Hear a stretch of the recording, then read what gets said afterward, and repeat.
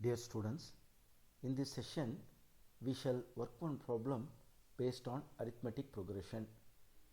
If lth, mth and nth terms of an AP are x, y, z respectively, then show that x minus y into n plus y minus z into L plus z minus x into m equals 0. Solution: let A be the first term and D be the common difference. It is given that the lth term is x, which means we will write it as TL equals x. Also, the mth term is given to be y, that means Tm equals y, and the nth term which is given to be z can be written as Tn equals z. Also, we know the general term formulae for the nth term to be a plus n minus 1 into d. Obviously, therefore, for the lth term, the general term formulae will be a plus L minus 1 into d. Since it is given to be equal to x, we write a plus L minus 1 into d to be equal to x.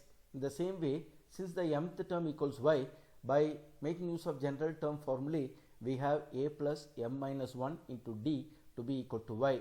Also, Tn equals z, that implies a plus n minus 1 into d to be equal to z by general term formula. We will number the above three equations as 1, 2 and 3 respectively. On further expansion of equation 1, we will be having a plus ld minus d equals x. In the same way, on further expansion of equation 2, we will be having a plus md minus d equals y. In the same way, equation 3 becomes a plus nd minus d equals z. Now, on subtracting equation 2 from equation 1, we will be therefore having x minus y equals L minus m into d. How did we get x minus y? Because when we are subtracting any two equations, we need to subtract the left hand side separately and the right hand side of the equation separately. That is how, on subtracting equation 2 from equation 1, we will be having the left hand side to be x minus y and the right hand side will be L minus m into d. Here, of course, on subtracting equation 2 from equation 1, the term a gets cancelled off and d is taken to be the common factor for the terms containing ld and minus md. That is how we have the right hand side to be L minus m into d and the left hand side, as I mentioned you earlier, we will have it as x minus y.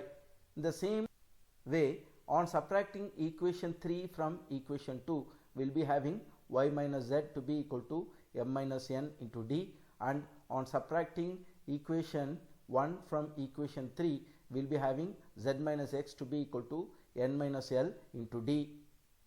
Now, x minus y into n will therefore be equal to L minus m into d into n. In the same way, y minus z into L will be m minus n into d into L. Also, z minus x into m will be equal to n minus L into d into m. By taking d to be the common factor from all these terms, we will be having L minus m into n plus m minus n into L plus n minus L into m. Whole thing has to be multiplied with d because we are taking d to be the common factor. Now, let us further expand this step and then see what happens.